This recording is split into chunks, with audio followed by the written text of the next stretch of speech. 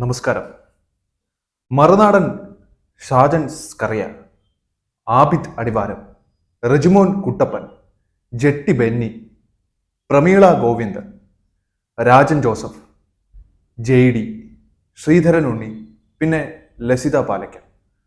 കുറച്ചെങ്കിലും കരുണ മനസ്സിലുള്ളവരൊക്കെ മറ്റെല്ലാ കാര്യങ്ങളും മറന്നുകൊണ്ട് ദുരിതാശ്വാസ പ്രവർത്തകർക്ക് മനസ്സുകൊണ്ടെങ്കിലും ഒപ്പം നിൽക്കുമ്പോൾ അതിനെയൊക്കെ ഇല്ലാതാക്കാൻ ശ്രദ്ധ വഴിമാറ്റിവിടാൻ, കൂട്ടായ്മ പൊളിക്കാൻ, ദുരിതാശ്വാസ സഹായം ഇല്ലാതാക്കാൻ സോഷ്യൽ മീഡിയ വഴി പരിശ്രമിച്ച കൊടും വിഷങ്ങളുടെ പേരുകളാണ് മുകളിൽ പറഞ്ഞ നാമങ്ങൾ.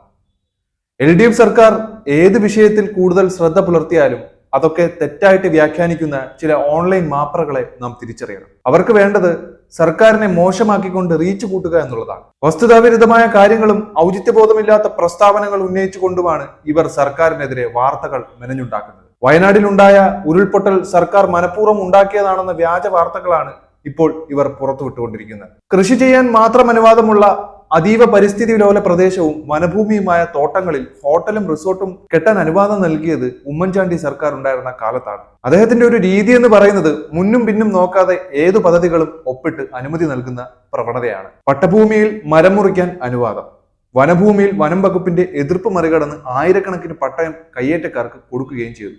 ആദിവാസികൾ അവിടെയും പുറത്താക്കുന്ന സാഹചര്യമാണ് ഉണ്ടായത്. സായിപ്പന്മാർ പാട്ടത്തിന് കൊടുത്തിരുന്ന നൂറുകണക്കിന് എസ്റ്റേറ്റുകളുടെ പാട്ടക്കാലാവധി കഴിഞ്ഞതിനെ തുടർന്ന് ഇവയൊക്കെ സർക്കാരിന്റെ സ്ഥലമായി മാറുകയായിരുന്നു.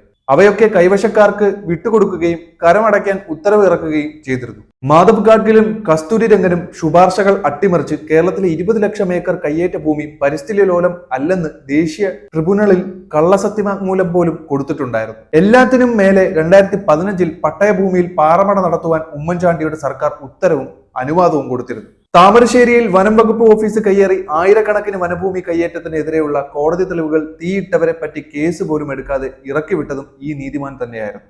അപ്പോൾ അയാളുടെ ശവകുടീരത്തിൽ മെഴുകുതിരി കത്തിക്കാൻ ആള് കൂടിയില്ലെങ്കിലേ അത്ഭുതമുള്ളൂ. എന്തായാലും കൂടുതലൊന്നും പറയുന്നില്ല. എല്ലാ കള്ളപ്രചാരങ്ങളെയും സർക്കാർ അതിജീവിക്കുക തന്നെ ചെയ്യുമെന്ന് മാത്രം പറഞ്ഞുകൊണ്ട് നിർത്തുന്നു.